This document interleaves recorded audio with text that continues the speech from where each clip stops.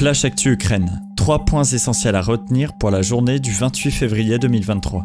Côté combat, Denis Pouchilin, chef de la région de Donetsk, désigné par Moscou, a affirmé que toutes les voies d'accès à Bakhmout étaient à portée d'armes des forces pro-russes. Le président Zelensky a confirmé que la situation autour de la ville était de plus en plus compliquée pour les soldats ukrainiens. Plusieurs drones ukrainiens auraient été abattus en Russie dans les régions de Krasnodar, Bryansk et dans la localité de Gubastovo près de Moscou. Un Beriev A-50 des forces aériennes du Kremlin aurait été endommagé près de Minsk sur un aéroport militaire à la suite d'une attaque de drone orchestrée par un groupe d'opposition biélorusse. L'information reste à confirmer.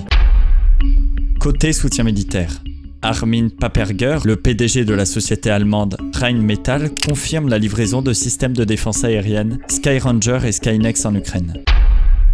Côté géopolitique, le porte-parole du Kremlin, Dmitri Peskov, a déclaré que Moscou était ouvert aux négociations de paix, mais que Kiev et ses alliés devraient accepter l'annexion par la Russie des 4 régions ukrainiennes, Donetsk, Louhansk, Kherson et Zaporijia.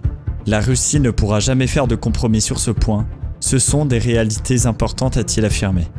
La Finlande a débuté la construction d'une nouvelle clôture de 200 km de long sur une partie de la frontière avec la Russie. Pour des dossiers plus complets, n'hésitez pas à consulter notre chaîne YouTube Les Chroniques Européennes.